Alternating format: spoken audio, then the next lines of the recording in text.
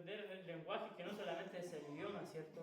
Y poder comunicarnos con todas las personas, ¿cierto? Incluso hasta con animales. Saber cómo expresamos la alegría, cómo expresamos la tristeza, cómo expresamos el enojo, no solamente a través de verbalizar. Pero sí hay una relación que es muy imposible y que es con el Creador. ¿Y por qué es imposible? Porque nosotros como creación nos desapegamos de nuestro Creador y nos vinimos a vivir a nuestras propias, con nuestros propios intereses a este mundo, olvidándonos. Y eso generó un quiebre a través de nuestro pecado que nos divide completamente de Dios. Y el único puente para volver a restablecer esa conexión, esa relación, es Jesús. Es Jesucristo. El que murió en la cruz, ¿ya? El que resucitó en la cruz. El que cantamos ahora, que veíamos la luz, en su luz, ¿cierto? Él, Jesucristo.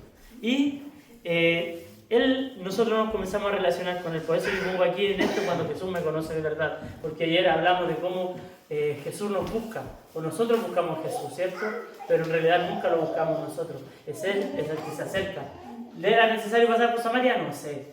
Solo sé que Jesús quería hablar con la samaritana, ¿cierto? Y ahora, ¿qué podemos decir? Que Jesús nos venga a conocer de verdad. Y ojalá, chiquillos, hermanos que me estén escuchando, se pueda identificar con los conceptos que vamos a hablar, con los parámetros que vamos a hablar. Porque vamos a hablar de personas del libro de Juan, que no pudimos compartirlo ahí. Voy a ver si usted tiene su Biblia, yo tengo la mía acá. Si vamos a poder ir avanzando, porque en Juan capítulo 1, versículo 45, si lo tienen en sus Biblias, Juan capítulo 1, vamos a hablar de Juan. ¿Qué versículo 1? Versículo 45. Dice lo siguiente. Este subtítulo le puse por nombre el temor a ser conocido. Porque en nuestra relación con Jesús hay distintas cosas en nuestro interior, distintas características con las cuales tenemos que confrontar la aparición de Jesús en nuestra vida. Y este es el temor a ser conocido. Y aquí podemos leer, y voy a darle lectura ya, creo que lo han encontrado. Juan capítulo 1, versículo 45. Dice: Felipe fue a buscar a Natanael y le dijo: hemos encontrado a aquel a quien Moisés y los profetas escribieron. Se llama Jesús, el hijo de José de Nazaret. ¿Nazaret?, exclamó Natanael. ¿Acaso puede salir algo bueno de Nazaret? Ven y compruébalo tú mismo, le respondió Felipe. Mientras ellos se acercaban, Jesús dijo: aquí viene un verdadero hijo de Israel, un hombre totalmente íntegro. ¿Cómo es que me conoces?, le preguntó Natanael. Pude verte debajo de la higuera, antes de que Felipe te encontrara, contestó Jesús. Entonces Natanael exclamó: Rabí, tú eres el Hijo de Dios, el Rey de Israel. Jesús le preguntó: ¿crees eso solo porque te dije que te había visto debajo de la higuera? Verás cosas más grandes que estas. ¿Ya? Vamos a dejarlo hasta ahí. Entonces vemos aquí a un hombre que se sorprendió y que fue capaz de entregar su corazón solamente porque Jesús le dijo: yo te vi, antes que todos te vieran, yo te vi. Estaba debajo de la higuera, no sé qué estaba haciendo, volando, quizás en aflicción, quizás consumiendo contenido, ¿cierto?, para poder crecer, porque es importante tener contenido para crecer, ¿cierto? Pero él lo vio, no sabemos qué contexto, y él dice: tú eres el verdadero Rey de Israel, porque me has visto, me has conocido, me viste cuando nadie me vio. Y quizá sea tu caso, quizás Jesús vino a tu vida o va a llegar a tu vida y te va a decir esto: oye, yo te vi cuando estaba ahí, yo sé lo que estaba ahí haciendo, cuando nadie te vio, yo te vi. ¿Ya? Podemos mostrar, y no es que Natanael estuviera escondiendo nada, era simplemente su vida, era él debajo de una higuera, en solitario, pero Jesús lo estaba mirando. Puede ser tu caso. Jesús te conoce de antes, Jesús lo vio cuando nadie más lo veía. Y quiero hablarte de otro caso. Quiero hablarte ahora que Jesús conoce incluso lo que no atrevemos a decir. Y ahora nos vamos a ir al capítulo 3 del mismo libro de Juan. Capítulo 3.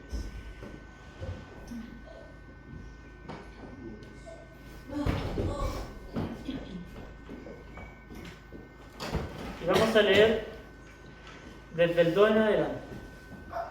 ¿Ya? Juan capítulo 3 del 2 en adelante. Y dice así: una noche fue a hablar con Jesús. Empecemos del 1.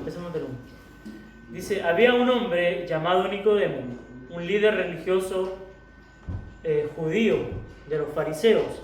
Una noche fue a hablar con Jesús. Rabí, le dijo, todos sabemos que Dios te ha enviado para enseñarnos.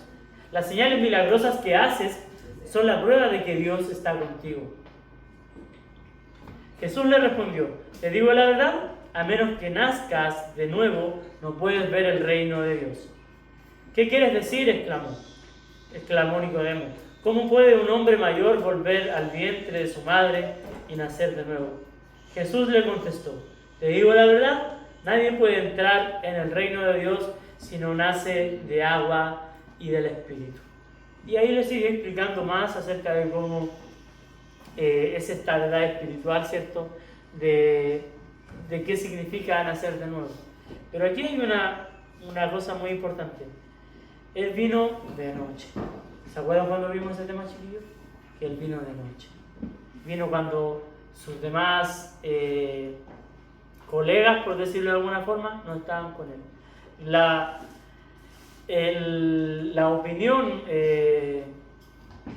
opinión colectiva de los fariseos ante la aparición de Jesús era una, y era su rechazo.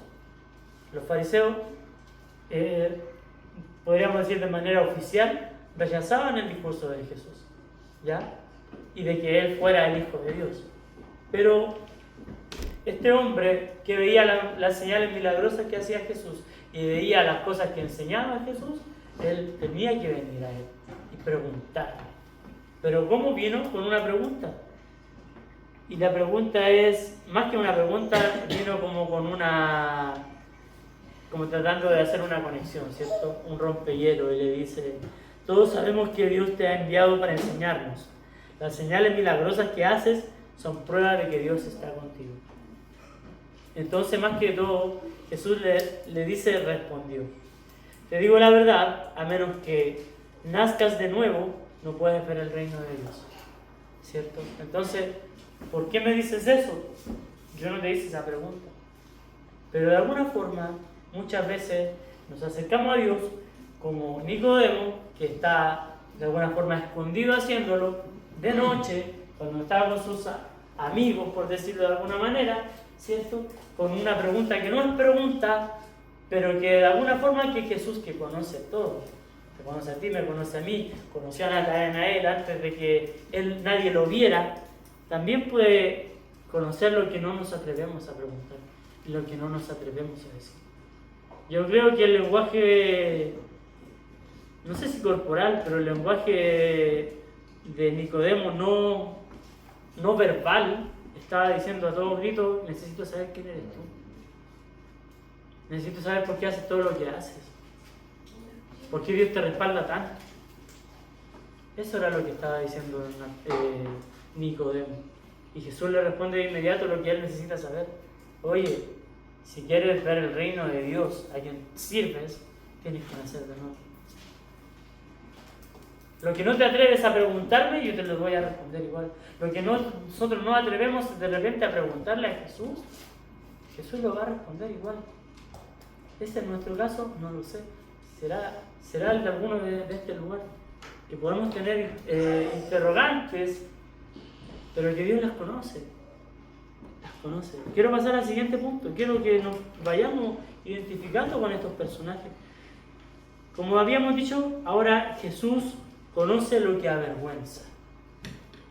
¿Ya? Y de nuevo vamos a ir a otro capítulo distinto del libro de Juan. Y vamos a ir a Juan capítulo 4.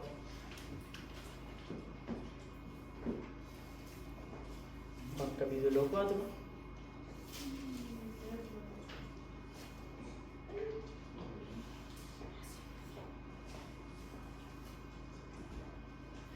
Que es la historia que se leyó ayer. Pero vamos a empezar a leer desde el 4 en adelante. 4:4. Dice así: en el camino tenía que pasar por Samaria, como habíamos dicho. Entonces llegó a una aldea samaritana llamada Sicar, cerca del campo que Jacob le dio a su hijo José. Allí estaba el pozo de Jacob, y Jesús, cansado por la larga caminata, se sentó junto al pozo cerca del mediodía. Poco después llegó una mujer samaritana a sacar agua, y Jesús le dijo: por favor, dame un poco de agua para beber. Él estaba solo en ese momento, porque sus discípulos habían ido a la aldea a comprar algo para comer. ¿Ya? Esa historia la leímos ayer, nos recordamos bien. Después la mujer se sorprendió, ya que los judíos rechazaban todo trato con los samaritanos. Por eso se sorprendió la mujer, ¿cierto? Entonces le dijo a Jesús: usted es judío y yo una mujer samaritana. ¿Por qué me pide agua para beber? Jesús contestó: si tan solo supieras el regalo que Dios tiene para ti y con quién estás hablando, tú me pedirías a mí y yo te daría agua viva. Pero Señor, usted no tiene ni una soga ni un balde, le dijo ella, y este pozo es muy profundo. ¿De dónde va a sacar esa agua viva? Además, ¿se cree usted superior a nuestro antepasado Jacob, quien nos dio este pozo? ¿Cómo puede usted ofrecer mejor agua que la que disfrutaron él y sus hijos y sus animales? Jesús contestó: cualquiera que beba de esta agua pronto volverá a tener sed. Pero todos los que beban del agua que yo doy no tendrán sed jamás. Esa agua se convierte en un manantial que brota con frescura dentro de ellos y les da vida eterna. ¿Cierto? Por favor, Señor, le dijo la mujer, deme de esa agua, así nunca más volveré a tener sed y no tendré que venir aquí a sacar agua. Jesús le dijo, ve y trae a tu esposo. Y aquí empieza algo conflictivo. No tengo esposo, respondió la mujer. Es cierto, dijo Jesús, no tienes esposo. Porque has tenido 5 esposos y ni siquiera estás casada con el hombre con el que ahora vives. Ciertamente dijiste la verdad. Señor, dijo la mujer, seguro usted es profeta. Vamos a dejarlo hasta ahí. Ya hablamos acerca de cuando Jesús nos ve, ¿cierto? Nos conoce de antes. A Natanael lo conocía de antes. A Nicodemo conocía incluso lo que él no se atrevía a preguntarle. En este caso vemos de que Jesús también puede conocer lo que nos avergüenza. Ayer, en la feedback ahí estuve hablando con uno de los chiquillos de los grupos, uno de los grupos, y hablábamos acerca de esta mujer. O sea, primero que todo, era mujer, en una época donde ser mujer ya era ser marginada. Segundo, era samaritana, una etnia marginada. Tercero, no tenía una buena reputación, que también marginada nuevamente. O sea, era marginada sobre marginada sobre marginada. 3 veces marginada. Ella iba a sacar pozo, la mujer sacaba un agua de los pozos, y ella iba a un horario donde no iba nadie. ¿Por qué? Seguramente porque se cansaba de la crítica, ¿cierto? Se cansaba de los prejuicios, del autoestigma, ¿cierto? Y ella iba a esa hora, pero Jesús, que sabe todo, fue a esa misma hora. Y aquí viene la conversación incómoda. Trae a tu marido. Fue la conexión. Que yo no tengo marido. El que tengo no es mi marido. Y de eso no creo que ella se haya enorgullecido, pero quizás le causó algo de vergüenza. Jesús no nos viene a causar vergüenza y no creo que haya intentado causarle vergüenza a la samaritana. Incluso podemos ver cómo es la reacción de ella. Que dice ella, Señor, seguro usted es profeta. Y se quedó. Si la intención de Jesús o el tono de Jesús hubiese sido para avergonzarle, esa mujer no se hubiese quedado.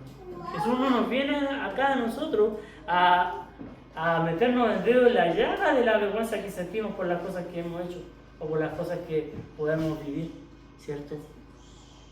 Se revela de tal forma, solamente quizá un atributo de Dios, que lo que nos enfrenta no nos avergüenza, no nos viene a humillar, de tal forma que hace que no nos vayamos. La mujer no se fue, se quedó. ¿Reveló lo oculto? Sí, reveló lo oculto. Pero eso no fue un impedimento para que hubiera una conexión entre ambos. Me acuerdo que vimos un video con los chiquillos y ustedes no sé si han visto esa escena en Chosen, en la serie de Netflix. Es buena, es buenísima. La actriz es una actriz un personaje que va así con, me imagino que cansada de tanta crítica hacia su persona, era muy contestataria. Si Jesús le decía algo, oye, pero tú eres judío, ¿qué vienes a pedirme todo acá? Y de a poquito esa mujer que tiene que va a la defensiva, se va volviendo mansita ante lo que Jesús le decía, hasta que Jesús le toca la fibra más interna de nuestro ser y al final cae rendida ante él y le cree y hace la obra que Jesús tenía para él, que a través de ella llevó el mensaje a Samaria. Quería que reflexionáramos en eso, porque quizás también a nosotros nos representa que Jesús conozca nuestras vergüenzas.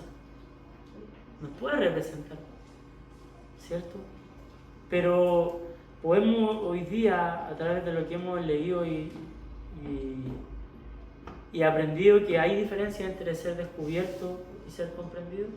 Podemos ver que hay diferencia entre esas dos cosas. Porque ¿qué pasa si son otros los que nos ven? A la mujer samaritana seguramente sus vecinos ya conocían su historia. Pero entre ser descubierto y ser comprendido hay una diferencia de 180 grados de parte de Jesús. Quería dejarle esta historia igual. Y quiero ir a otra historia. A ver si también nos podemos identificar en esta otra historia. También de Juan. Siempre Juan. ¿No? Desarrollamos todo ese libro de Juan hablando de historias, de relaciones entre Jesús y mucha gente que aparece en ese evangelio. Y uno de los personajes que me motivó a esta idea que surgió de repente fue el que vamos a hablar, que está en el capítulo 9. En el capítulo 9. Esperen un poquito que me equivoqué.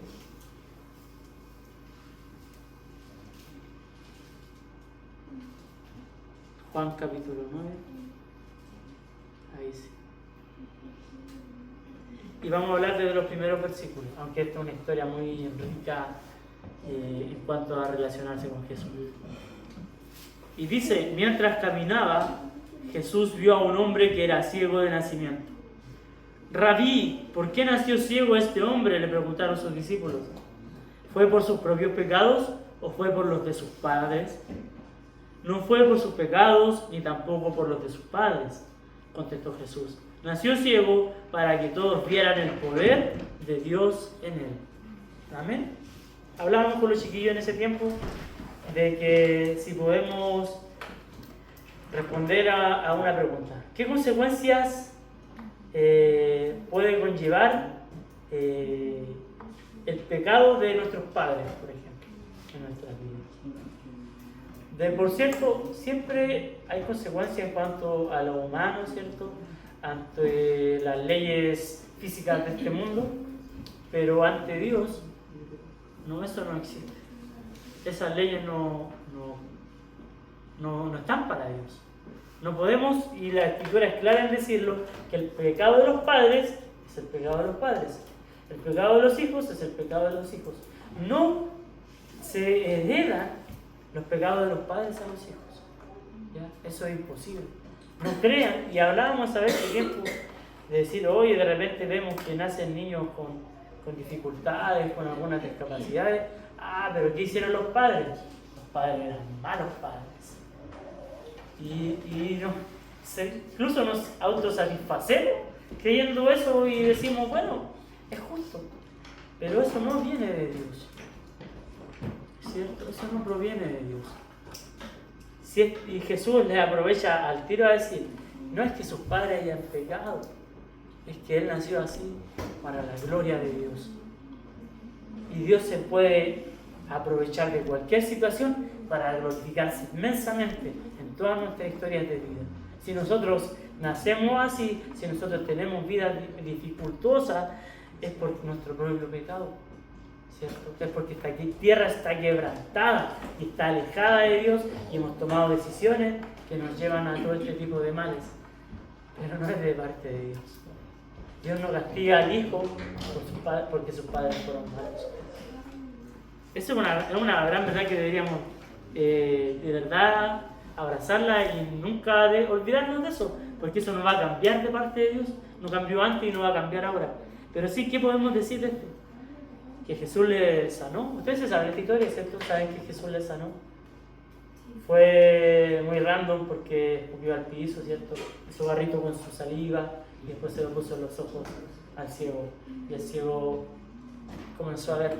Y era ciego de nacimiento. No podemos decir que recuperó la vista, no. Él comenzó a ver por primera vez en su vida. No sabemos qué edad tenía. Y empieza una larga historia acá de cómo él se va acercando de a poco a Jesús, de cómo él no sabía que él lo había sanado, hasta reconocer delante de su presencia que él era el Hijo de Dios. Cuando los fariseos lo buscaban y trataban de oprimirle y decirle, ya, cuéntanos, ¿quién te sanó? ¿Quién te hizo el milagro de los ojos? Él dice, yo no sé, solamente vino un hombre y puso barro en mis ojos y sané. Pero yo creo que él es un profeta. Y así de a poco se fue aventurando hasta tener ese encuentro con Jesús. Y Jesús le dice, ¿crees en el Hijo del Hombre? Y él dice, ¿quién es, Señor? Para que pueda creer en ti. Lo estás viendo, le dice. Lo estás viendo. Y él se convierte completamente en Jesús. Entonces podemos también ver, y a este subtítulo yo le puse que Jesús conoce lo que nos aflige, lo que aflige. Una historia de aflicción, ¿cierto? Como cualquiera de nosotros, a lo mejor no por ceguera, pero quizás por otro tipo de situación. Y podemos identificarnos en eso. Y así como Jesús se glorifica en lo que nos avergüenza, se glorifica y edifica en lo que no nos atrevemos a contarles, viene a nosotros y nos revela cuando nosotros estábamos solos, también ahora lo hace en lo que nos aflige. También se glorifica en esto. Y esto es relacionarse con Jesús. Esto es relacionarse con Jesús. No somos seres humanos perfectos, ideales, sino que tenemos un montón de cosas. Aflicciones, vergüenzas, preguntas que no nos atrevemos a hacer, gente a la que no queremos de alguna forma dejar de pertenecer, como era el caso de Nicodemo, pero tengo una de las últimas y una de las más importantes. Y con esta historia podríamos pasar ya a la siguiente etapa, que se llama Jesús conoce nuestras caídas en Él. ¿Y por qué le puse caídas en Él? Porque Jesús conoce nuestras caídas de antes, ¿cierto? ¿Las conoce? ¿Se la ha revelado? ¿Usted se ha revelado a Él? Le ha dicho, yo era así antes de conocerte, pero ahora he cambiado. Y qué grato eso, cambiar para Jesús. Dejar de ser el que éramos antes. Y ahora que conocemos a Jesús y vemos todo su poder, ser distinto. Es genial.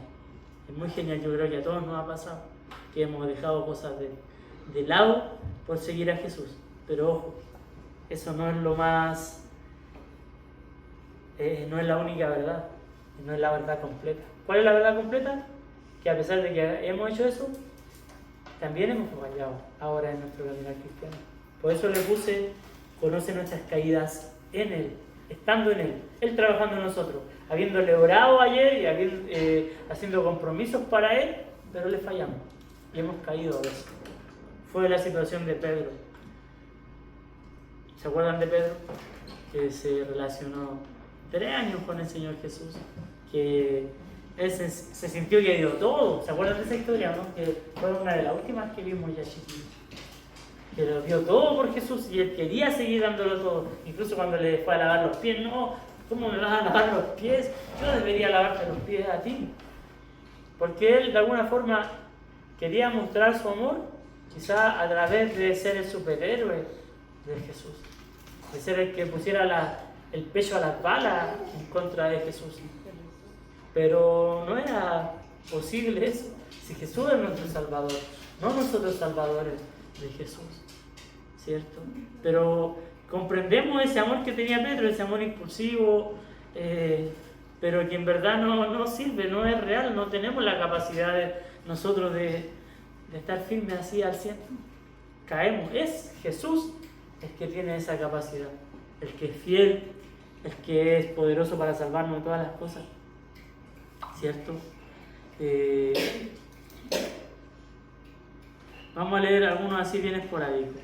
Vamos a comenzar por... vamos a empezar por el capítulo el 13, versículo 6, ¿ya? Cuando le lavaba los pies a Jesús. Vamos a leer Juan 13, 6. ¿Ya? Dice así: cuando se acercó a Simón Pedro, este le dijo: Señor, ¿tú me vas a lavar los pies a mí? Jesús contestó: ahora no entiendes lo que hago, pero algún día lo entenderás. No, protestó Pedro, jamás me lavarás los pies. Si no te lavo, respondió Jesús, no vas a pertenecerme. Entonces lávame también las manos y la cabeza, Señor, no solo los pies, exclamó Simón Pedro. Jesús respondió: una persona que se ha bañado bien no necesita lavarse más que los pies para estar completamente limpia. Y ustedes, discípulos, están limpios, aunque no todos. Y sabemos a quién se refería, ¿cierto? Pero también le lavó los pies a esa persona, el amor de Jesús. Y luego tenemos otra intervención de Pedro esa misma noche, que... A ver, ¿dónde la busqué?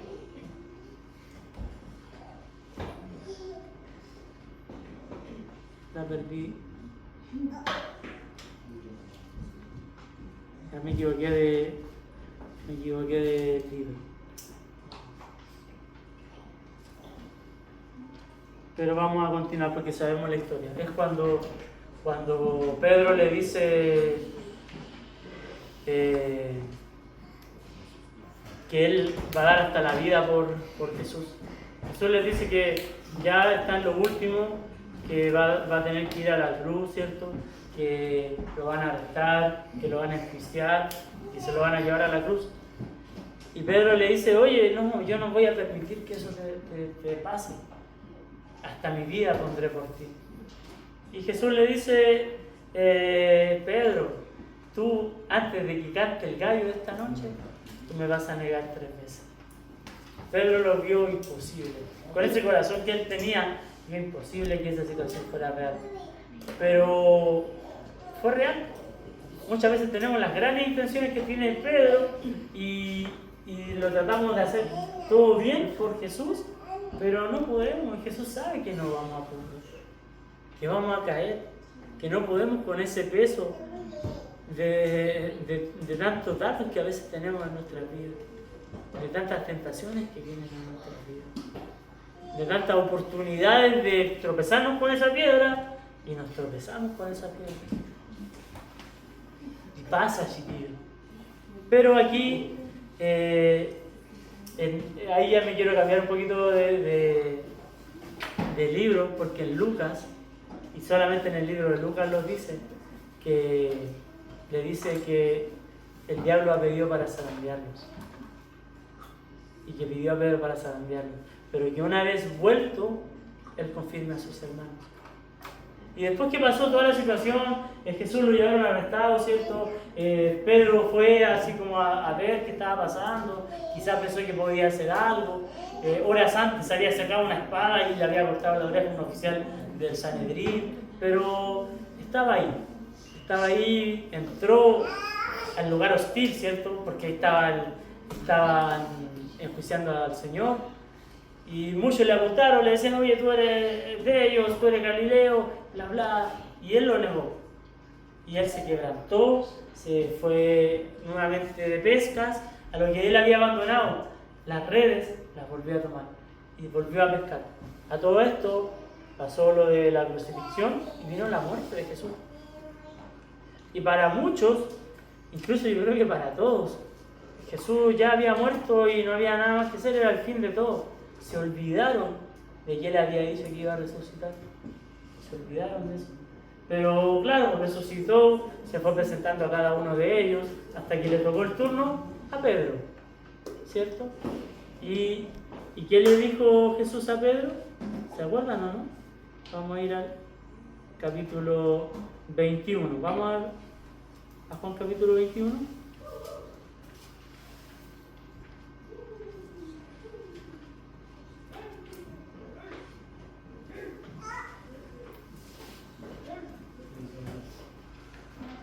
Ya, el capítulo 21, versículo 15. Después dice, después del desayuno, Jesús le preguntó a Simón Pedro: Simón, hijo de Juan, ¿me amas más que a esto?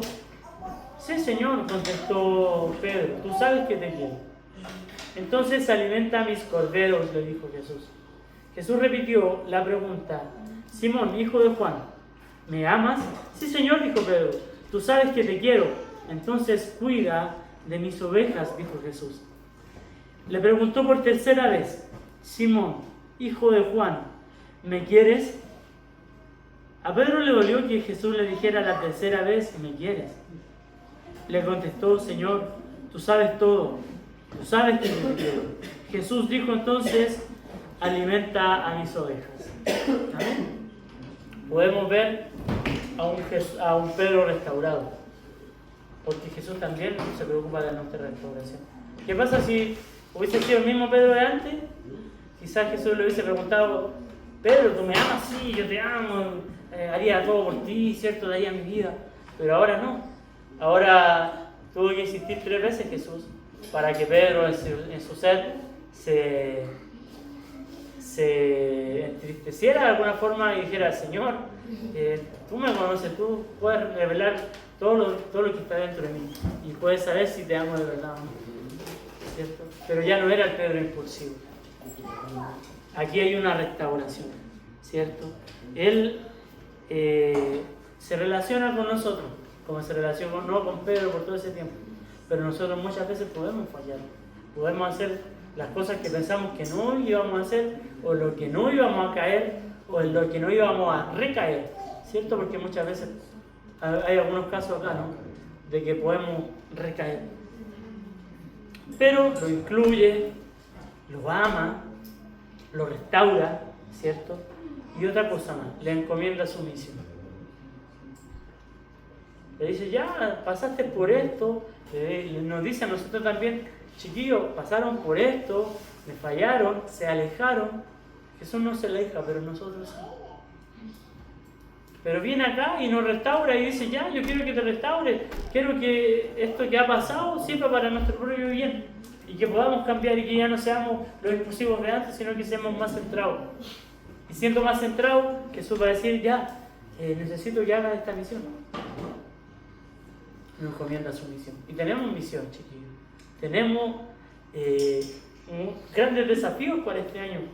Y no lo hacemos para la iglesia, no lo hacemos para el vecindario, no lo hacemos para nuestra familia o para nuestros amigos, lo hacemos para Jesús.